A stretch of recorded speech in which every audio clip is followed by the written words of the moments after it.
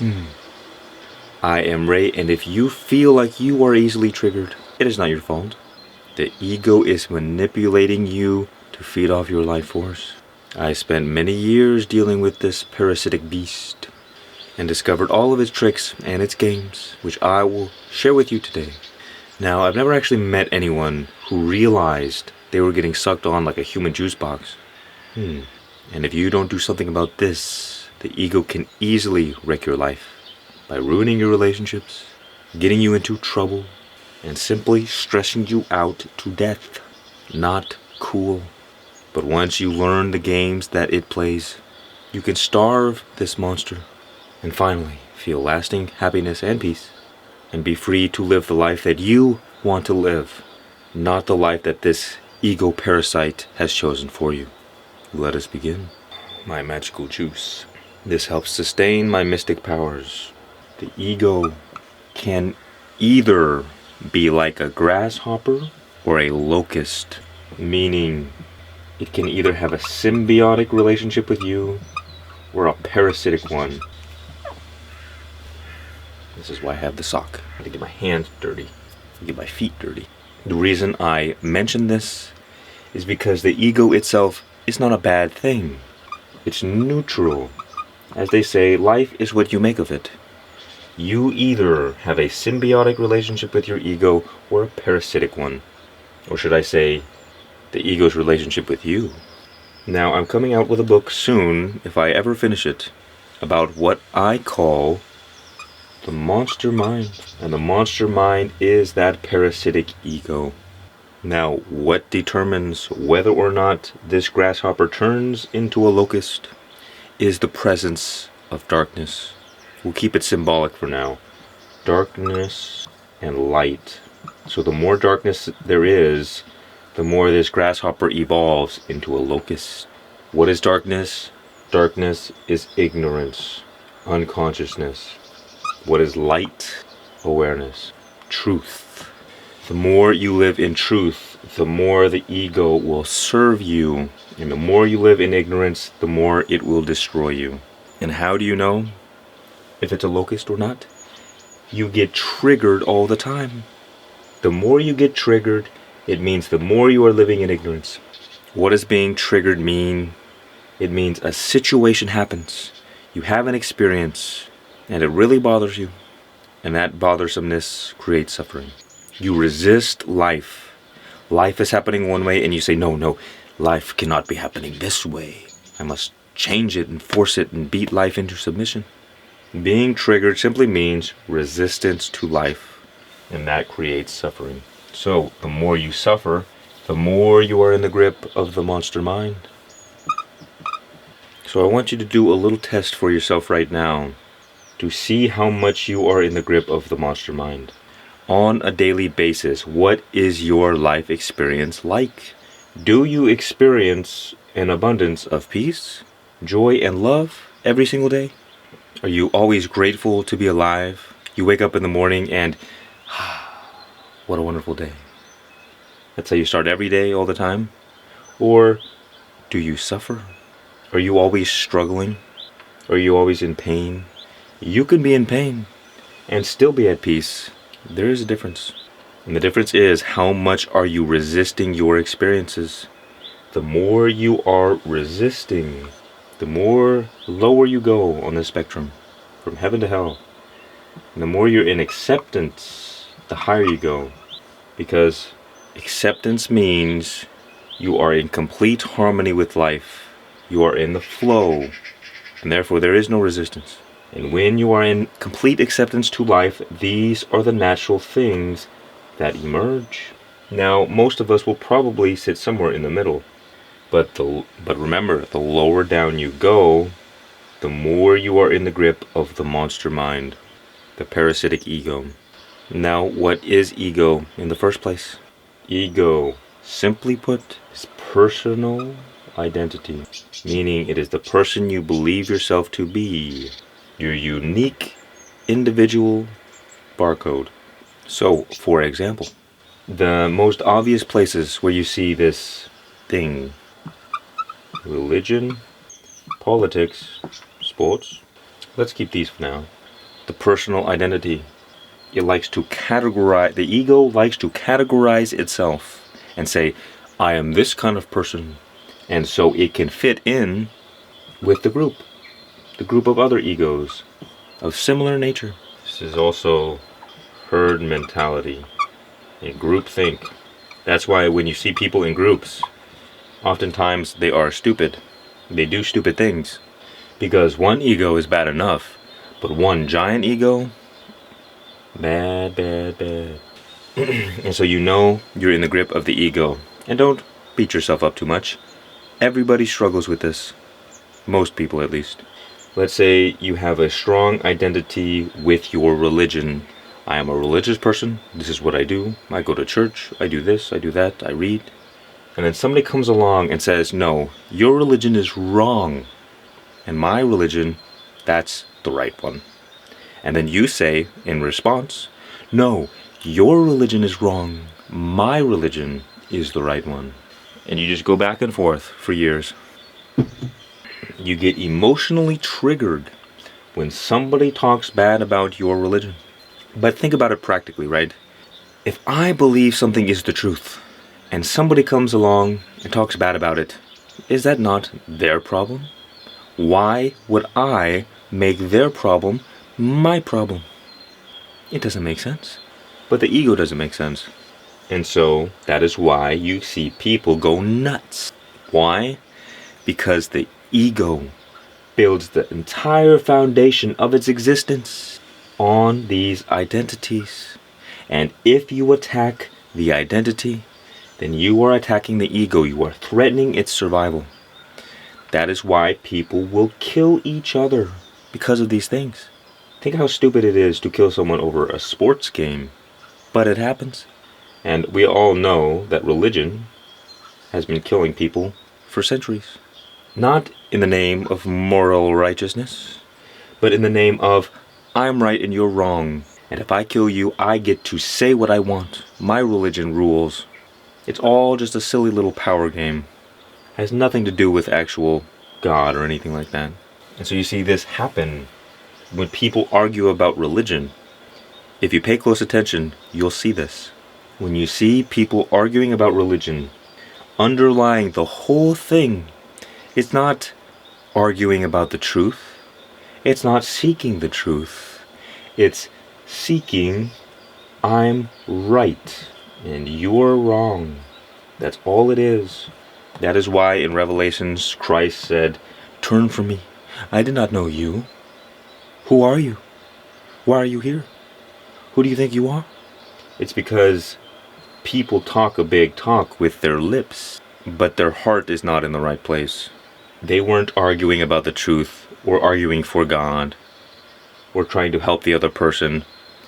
They were arguing for their own self-identity. And so you see the ego's whole existence is to reinforce this sense of self-identity. And so what getting triggered means, it's triggering the ego into a survival response because some identity has been poked. That's why they call it triggered. So an attachment to an identity has been exposed. And because the ego feels like it is that identity, the ego feels like it's attacked, which is why it gets sent into a strong emotional response. It's a defense mechanism, fundamentally, to prevent the ego from realizing that its whole existence is an illusion. It's not real. It's just not. So, this monster mind parasite will force an individual into an emotional response so that the individual does not realize the illusion of the ego. Because the ego's very nature is ignorance, darkness. And so the ego cannot survive the light of truth. It cannot survive your awareness. So the moment you realize, oh wait a minute, what is this ego thing? Why is it running my life? Why is it ruining my life? What is going on here? Please explain this to me. The more aware you become of it, the more power it loses. The monster mind relies on your ignorance of its existence. which is why nobody realizes that they are a slave to it. Because the moment you realize, because if you believe that you are free, you would never question that you are a slave to a force outside of your awareness that you cannot see with your senses, but you can, but like a ghost or a poltergeist, you can experience its effect, if that makes sense.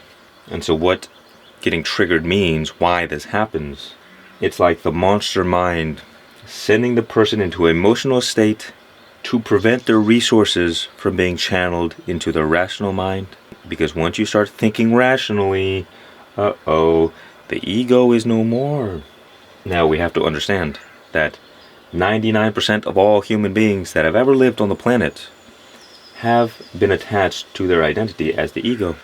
So think about it. If all of your friends, all of your family, everybody you ever met, they're all in the same boat, so why would you question anything? You never question the nature of your reality. Our ego is an assumption. And every once in a while, you get some kind of crazy person like me who says, nope, not true. Even the word persona means mask. The ego, the persona, is a mask that we wear. And intuitively, we all understand this. But we don't act this way. Why? Because we're always getting triggered over this, over that. If I have a strong identity as a man, anytime, anything that comes into conflict with that identity, oh, I can't have this. Or if you're attached to your identity as a woman, you're a feminist or something. Always, great example. Always getting triggered. Always getting triggered. As the guy said, sticks and stones will break my bones, but there is always something that will trigger a feminist. Now, it's not wrong to have an identity. Remember, the ego is either parasitic or symbiotic. So, it's either running you, or you're running it. And how does that look? Well, you can have an identity associated with a religion. That's not a problem. If you are healthy, psychologically, you will not get triggered when somebody else attacks it. You can identify with a certain politics. You could be Democrat, you could be Republican, and you know that you have a healthy ego when you can listen to the opponent's argument without getting emotionally flustered. That is all. You can entertain the notion of other religions and hear what they have to say. Because what the ego will do, if the moment you identify with a certain religion, it will immediately block out all other religions. It will close you off because it was never about the truth. It was about, no, I am this kind of person. And if I begin entertaining another religion, then wait, who am I? I don't know who I am anymore. I must be this. And I will destroy anybody who comes in my way, who tries to change my mind. Once you know that somebody is in the grip of the monster mind, stop talking to them. Because they only want to feed off your energy. The parasite feeds on the individual, but then uses the individual to feed off others. Now I guess we should approach this. Why is the ego ignorance? Why is it darkness? Why is the ego an illusion? Well, it's simple. Think for a moment. Now be careful. This exercise may cause a disruption in your life, but I guess the ego will have already clicked off this video, so you have nothing to worry about. Maybe. Think of a strong identity that you have.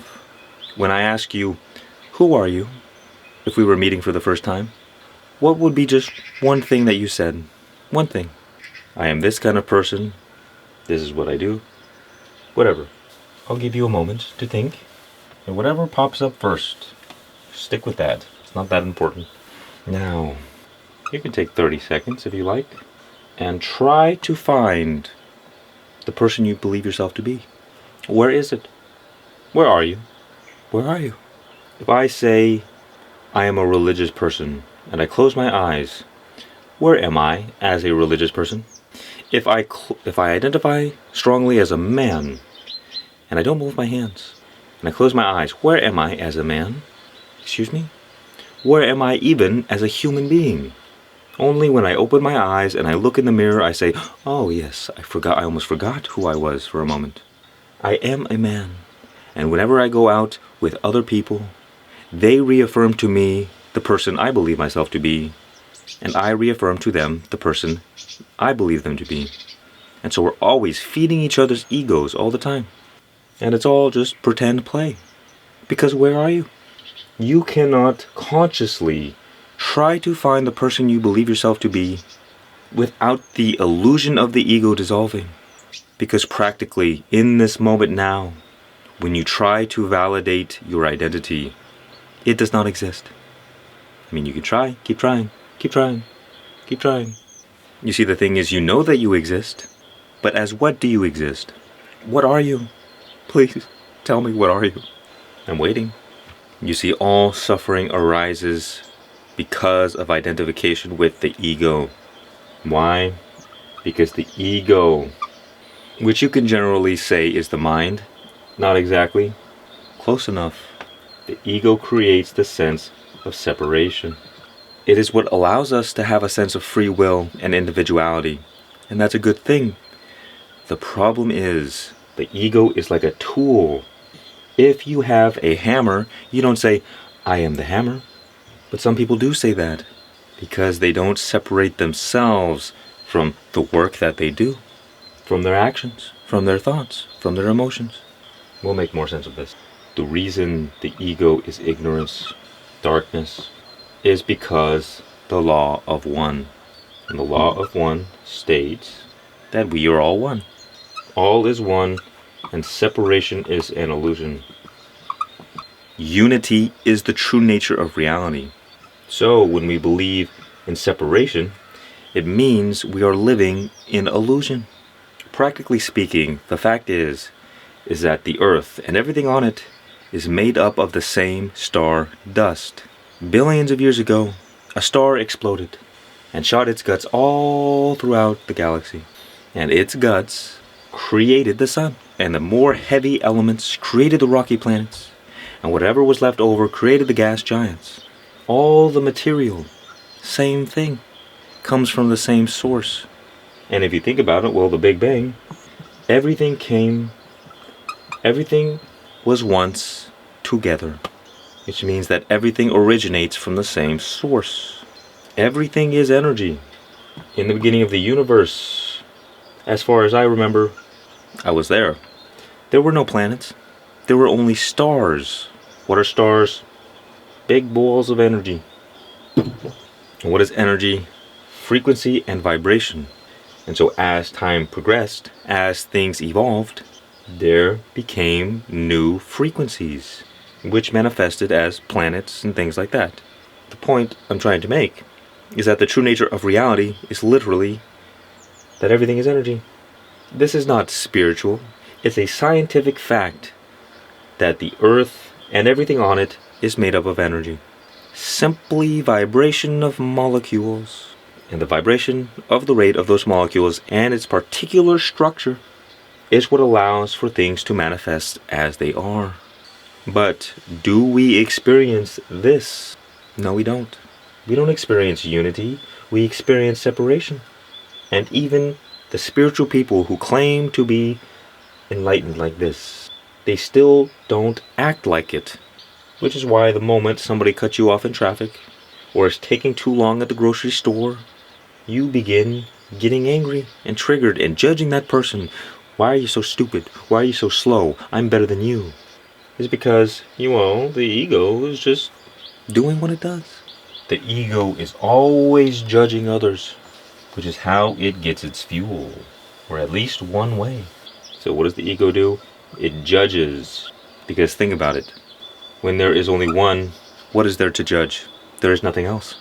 But when there is two, well, now they can judge each other. So they can compare, okay, I am like this, you are like that, like mirrors. The more you judge people, the more you are in the grip of the ego. And it doesn't matter what you judge the person for. it will always be the same thing. I am up on this pedestal, and this person is beneath me. All judgment is nothing other than reinforcing one's own self-identity by putting another person down.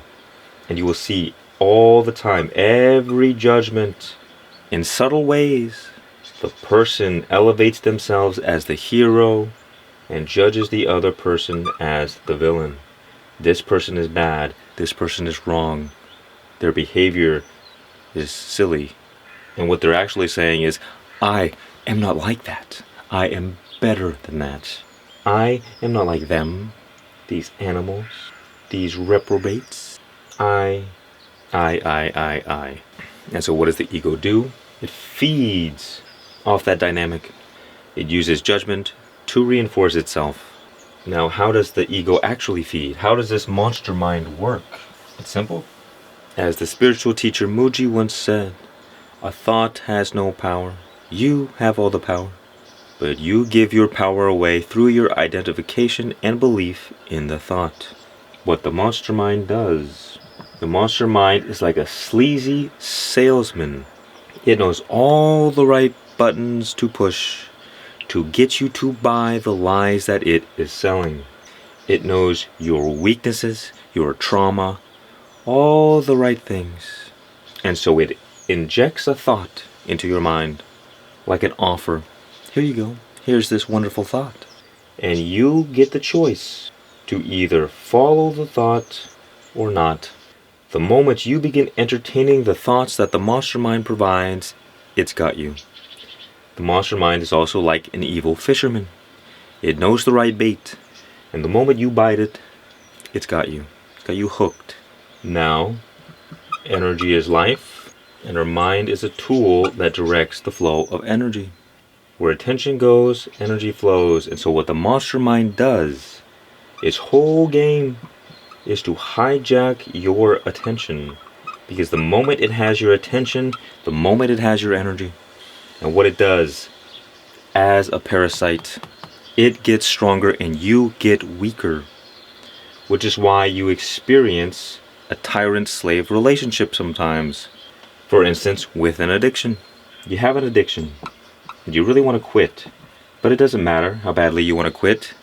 It has a life of its own, so it does what it wants with you, because you have simply fed it your energy for a long time. So over time you have lost power, it has gained power, and so it uses your power to enslave you. And in truth, behind it all, the unseen force is the monster mind pulling the strings. You think it is you struggling with addiction? Oh, my goodness. Really? How could you believe that? Of course, the monster mind doesn't want you to realize that it's there, so we don't. Also, negative thoughts. Sometimes we can't help but ruminate on negativity, on fears, on worries, and shames, and guilt, and all kinds of negative thoughts about things. Why? Because the monster mind gave us an offer at some point, and we chose to buy into it. And once we bought into it, we kept getting deeper and deeper and deeper and deeper. The deeper you get, the more powerful the monster mind becomes. Because energy is life, and it is power. So the more power you give to your negative thoughts, to an addiction, to any behavior, you are in the process of becoming a slave to that thing. Because the more power you give away, the weaker and less willpower you have. But the trick is that the monster mind is like a vampire. It has to ask for your permission to enter into your home. Meaning, the monster mind cannot infringe upon your free will. All evil in this world has to ask for your consent.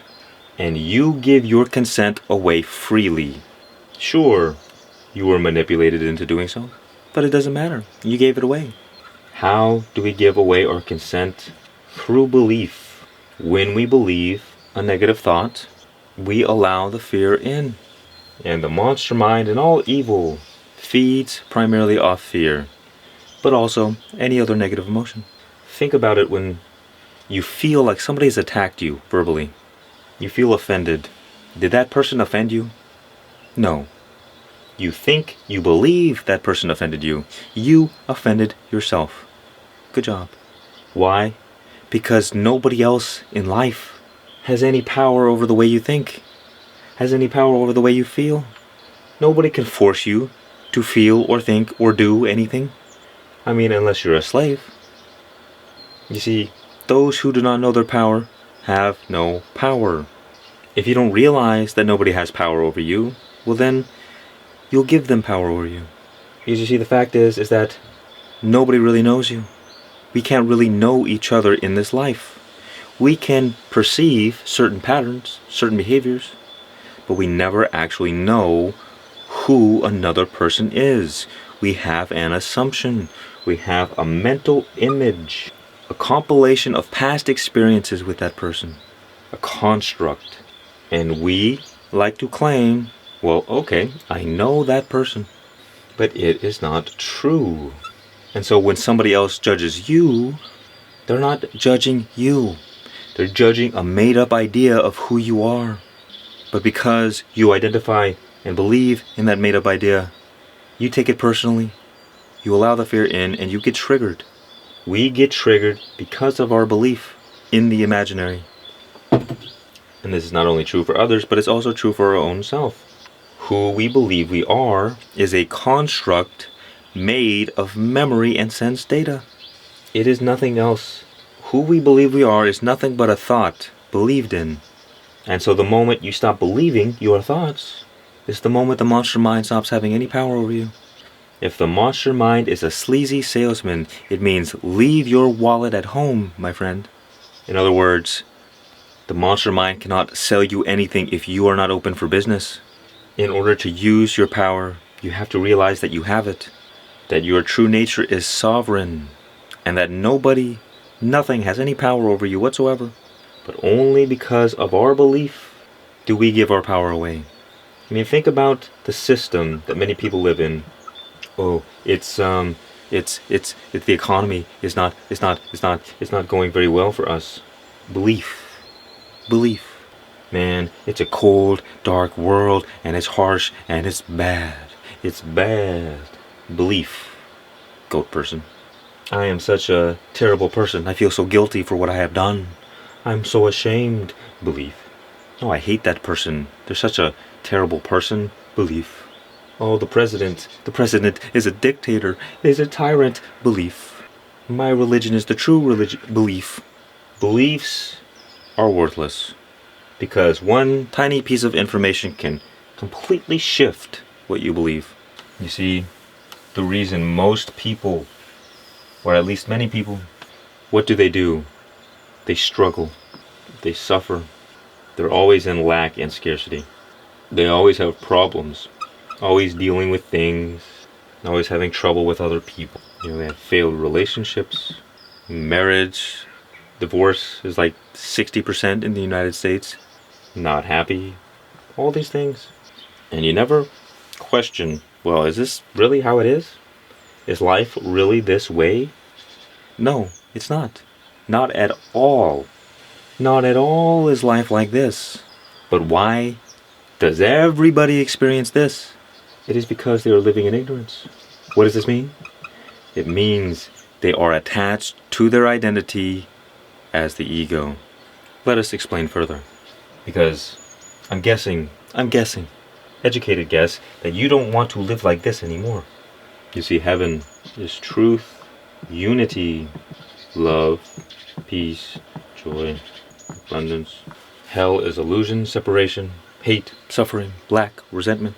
You see, one of the first stories in the Bible is the story of the fall of man from the Garden of Eden. In the beginning, human beings were at one with God. But what did they do? They ate from the tree of the knowledge of good and evil. Good and evil is what? Duality. So they went from unity to duality. One of the first things they said is, I am naked. Why did they say this? Because for the first time, they recognized an individual sense of self. that which did not exist before. And so they were banished from heaven, the Garden of Eden. And the last thing God told them was, you're both gonna suffer really bad. And so they did. And so every human since the beginning of time has also been suffering, well, with what they call original sin. But it's not original sin. It's just the story of the Garden of Eden is like our human origin story. It is the tale of us arising out of our animal nature and entering into higher consciousness. In other words, our brains evolved to produce the sense of separation for no other reason than our brainwave frequencies. Let us go through this for a moment because it's important. Because we should understand why separation happens in the first place. And you can experience this for yourself. These states of consciousness are determined by the vibration of our brainwave frequencies.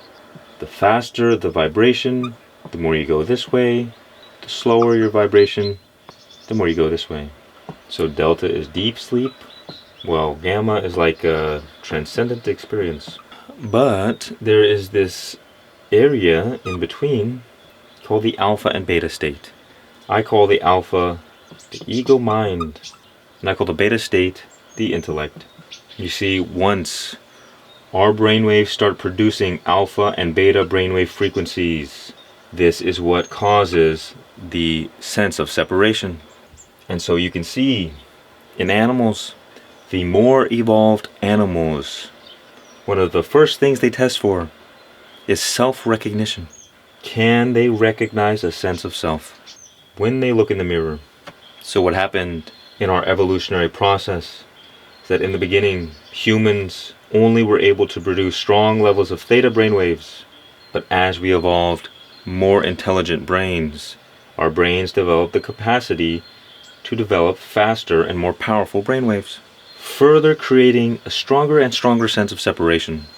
And that is what allowed us to be as we are now. But there was an unintended consequence that happened. That we woke up into a nightmare. Because if you've ever seen a nature documentary, nature is nothing but death and sex. So everything is churning in this great meat grinder. And because we now have a sense of separation, an individual sense of self, we now perceive ourselves to be a separate individual in a hostile environment. And so our entire life is rooted in fear, is rooted in survival. Because everything around us is trying to kill us. This is the evolutionary framework from which we've been living for millions of years. You see, I say hell is synonymous with separation and heaven is synonymous with union. Separation from and union with, well, God, the truth. And so, the reason that we experience suffering is for no other reason than we are living in ignorance. Because the true nature of reality is heaven. The default state is peace, joy, and love. I was going to use the word God, but let's just use the word truth, because we universally understand this. So think about this. Where is the truth right now? Where is it? Well, the truth is right here. The truth is always here. It's just that we are not aware of it. So to most people, their definition of God says that, well, God is omnipresent, which means that God is everywhere, always. And so if God is everywhere, always, then God can never be separated from you. God is always right here, right now, which means that you are already in heaven. You're only dreaming that you're not. And because God, heaven, the truth, is the source of all love, peace, and joy, what is separation from that? That is hell. That is suffering.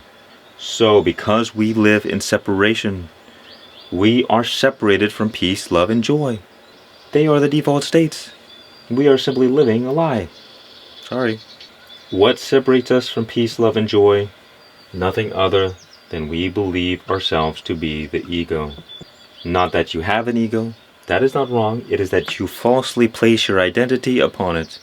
And therefore you live in separation. And because you believe in the ego can then feed on your triggers, your emotional responses to anything that comes into conflict with your chosen identity. And you see, the process of enlightenment, which is the ultimate spiritual outcome for all spiritual seekers, is simply the recognition that you are not your ego. As it is said, the enlightenment is the ego's greatest disappointment, because the one who wants enlightenment is the same one getting in the way. We are all born enlightened. We only become endarkened through the conditioning of our experience. The reason they say, well, many people die at 27 and aren't buried until they're 70, is because once our brain has stopped developing, oftentimes we get stuck in our own ways. We get stuck in our identity. And we don't change. Our ego identity is nothing other than our conditioning. And what enlightenment means is to become free from that conditioning, that which separates us from peace, love, and joy. And as you return to the default state, you experience more harmony in your life. Peace, love, and joy becomes natural. You don't have to try to go and get peace. You don't have to try to go out into the mountains and the forests to find peace. You don't have to go and find your next relationship to find love. You don't have to do anything to find joy. And this is why, well, this is kind of like God's cosmic joke. Cruel joke for most people. That as an ego, we spend our whole lives seeking these things outside of us, especially abundance. Because guess what? You wouldn't be working that terrible job if you realized that you are the source of all abundance. Why would you? The only reason you work the terrible job is because you believe that you don't have abundance. And because you don't believe it, you live in scarcity and lack. And you might say, well, that's not very logical. I'm looking at the facts of my reality, the evidence. It appears to me that I am poor. No, it appears to me that you are living in separation. You are living in ego. So what do you know about the truth? See, you don't have to do anything to get peace, to get love, to get joy, to get abundance. All of these things are already yours. Always. All you have to do is remove the things that are keeping you from what is your natural state. And the reason that most people could not understand or accept this as the true nature of reality is because they live from their senses alone.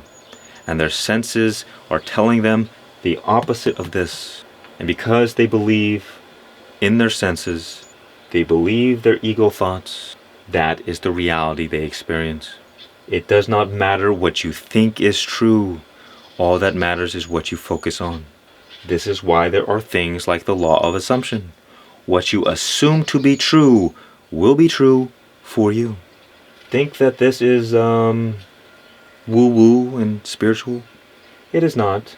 Science has a little problem, and it's called the placebo effect, which is direct evidence that your belief about a thing creates your reality. There was one experiment where two groups, they drank a milkshake. One group drank a healthy milkshake with all kinds of good stuff in it, and another group drank what they believed to be an unhealthy milkshake with all kinds of bad stuff. And they measured their physical responses after drinking it. And the group that took the bad milkshake had a bad response, and the group that had the good milkshake had a physical positive response to drinking it. And at the end of the day, they both drank the same milkshake. If you do not realize that your thoughts create reality, then the unconscious will direct your life and you will call it fate, my friend. There is nothing that says, there's no rule book, that you have to believe a single thing your ego tells you. You don't have to believe a single thought that you have. But you see, one of the problems is that it kind of feels good to be triggered. On the surface we could say, oh, well no, I don't like this. I don't like the stress. I don't like this problem. But do you ever hear people who are always talking about a problem? How much they hate it? How much they don't like it? Well, guess what? Newsflash. If you don't like something, you don't talk about it all the time. Because we express love based from what we give our attention to. Why is this? Because you are the source of love. So when you're focused on a thing, it means you love it. And so it doesn't matter if you're complaining about something, if you're talking about a problem, how much it sucks, how horrible your life is. You are giving off the energy that you actually want more of these things. Because if energy is the force of creation and our mind is a tool to... shake it up. Because if energy is the force of creation and our mind is a tool that directs the flow of energy, we will always create more of what we focus on. So if you focus on problems, guess what? The monster mind is loving life. You're giving it a feast. In fact, it is manipulating you into ruminating on those problems so it can feed off your energy. And so you have to ask yourself, do I want to live a good life? Because you can. You can live any life you want. But first you have to recognize that you create your reality based on what you focus on. And if you do not claim your power, well, the monster mind will claim your power for you. Because, well, you're not being responsible with this power of divine creation. Why do you think the elites, they take advantage of everybody? Because they look around and say, oh, wait a minute, these people are acting like animals, so let's treat them like animals. Perhaps it would have been better for you to have born a cow. Nothing but eating grass all the time. And getting milked twice a day. What a life. If all you do is survive, why were you born a human? You could have been born any other animal and still be living that life. But you were not. You were born a human, which means that you were not meant to just survive. You are made in the image of God and you are a divine creator. And so if you want to live the life of your desires, you have to take your power back from the parasitic ego, from the monster mind. First, by realizing that there is a force in your life that wants you to stay stuck in negativity, that wants the problems, that wants the struggle, that wants the suffering. We get addicted to these things. But, well, it's not us, it's the ego. The ego gets addicted to these negative emotions, to these negative thoughts, to these problems, to the difficulty, to the struggle. And so, you will not realize that the ego is constantly sabotaging your life. You say you don't want things, but then your actions tell you otherwise. And you see this happen all the time. One of my friends had been telling the same stories about the same problems for 2 decades. And that is how people stay stuck their whole lives. Their attention gets hijacked by a negative force that causes them to continue to ruminate on negativity, to ruminate on problems, and therefore, like a human feast, like a human buffet, they take and take and take all the energy of the host. And because energy is life, where life is not, death is. And so, what happens? The more we focus our attention in a negative direction, we lose energy, we lose life. And we all have life and death within us.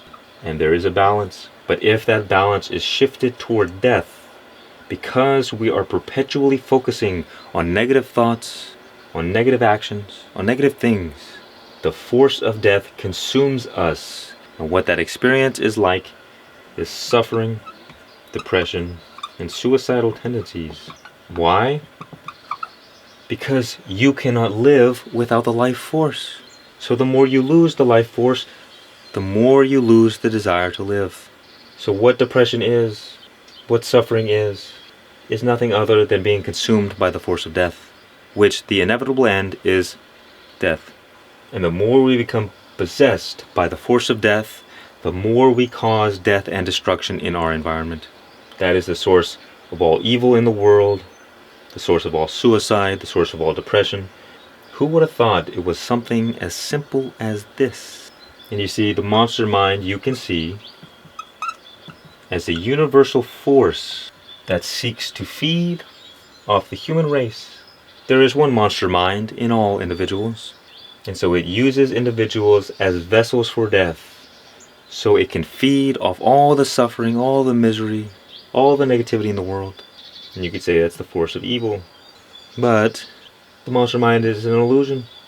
It's not real. It is real because we believe it into existence. And because we live from senses, we see evil. We see bad people and we say, oh, this world, it's evil, it's bad. No, there is only ignorance. Ignorance is the source of all evil. Ignorance is the source of all suffering. But suffering is the root of all enlightenment. So it is precisely the suffering that you go through in this life that allows you to be free from all of this nonsense. Because when your life isn't going the way you want it to, you have to go within to find refuge. And when you go within, you will find that freedom. Because peace, love, and joy is your true nature. As Christ said, the kingdom of God is within you. And what is within you can never be separated from you. Which means that on this treasure map to love, peace, and joy, the X that marks the spot is already beneath your feet. Always. But you see, those who look at the world do not see God, and those who look at God do not see the world. The more you turn your attention toward God, the more you become free from the illusion. It is not that the world is an illusion. It's that our perception of it is an illusion. Because whether you look at God, there is unity, and whether you look at the world, there is unity.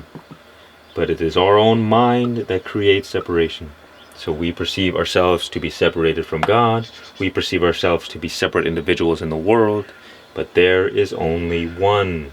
So long as we are focused on the world, the monster mind can easily manipulate us. Because think about it, if you get a bill in the mail, you are living in lack and scarcity, will you not be frustrated? Will you not be irritated?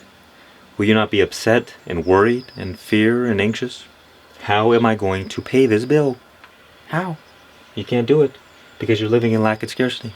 But if you turn toward God, you realize that God is infinite abundance, well then, the external circumstances of your reality are irrelevant.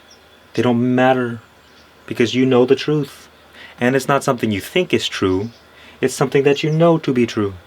Because you know the truth when you hear it. And you know something seems a little off, and something sounds stupid or ridiculous. You have a sense, you have a detector for truth and lies. But if you are run by the ego, the monster mind, it's easy to believe lies. Well, because you're living in ignorance, you're living in darkness.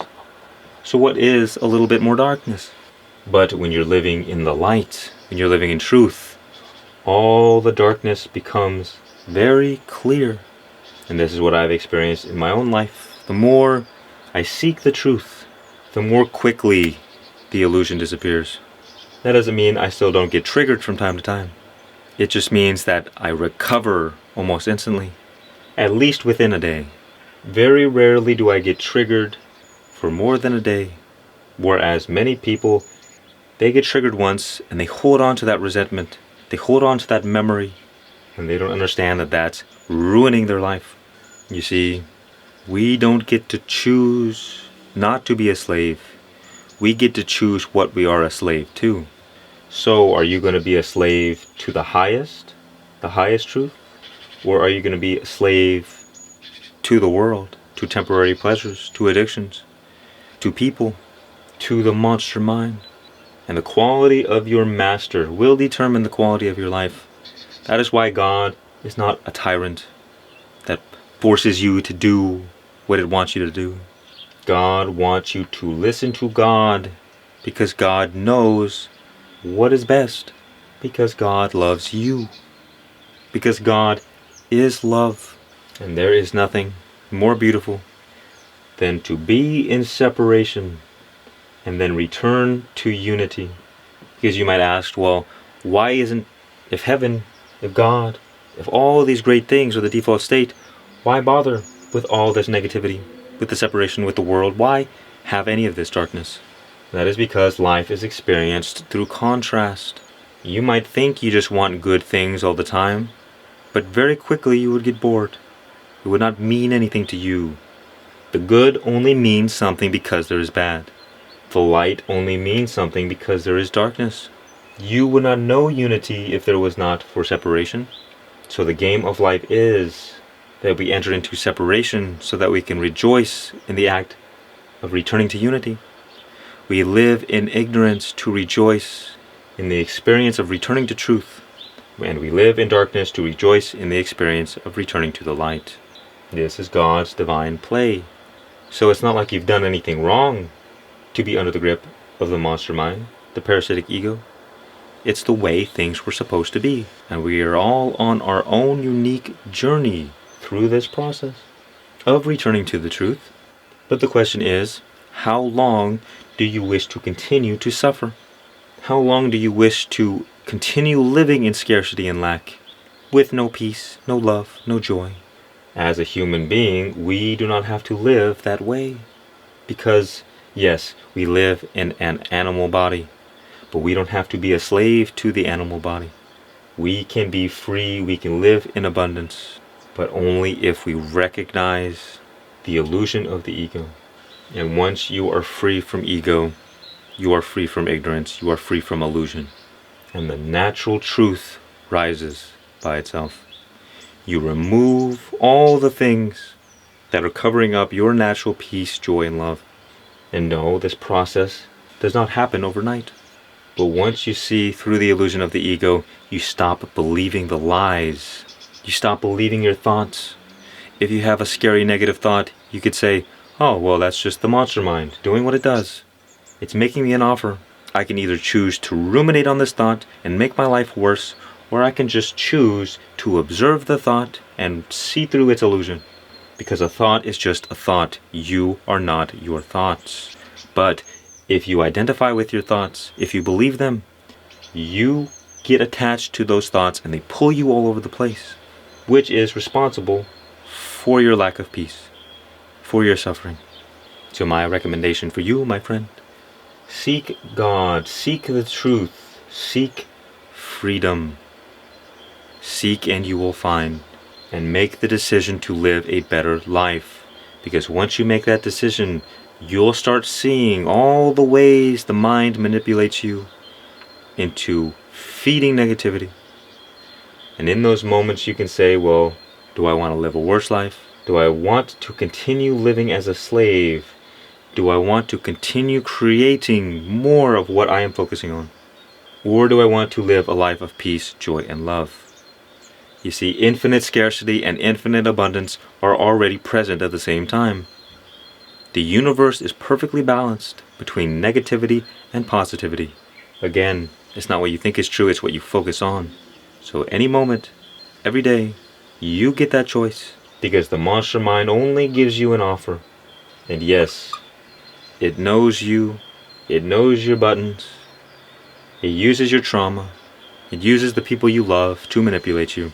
But at the end of the day, you get to choose whether or not you believe it. And day by day, once you begin taking your power back, the monster mind, the parasitic ego, begins to starve. Because it only feeds on your energy. And you get to direct your energy in whichever way you want, through your attention. And so the moment you take the fuel source away, it's the moment the monster mind becomes weaker and weaker and you become stronger and stronger. You take your power back. I am Ray. Visit my cool store. Much peace and many blessings. And remember, just be.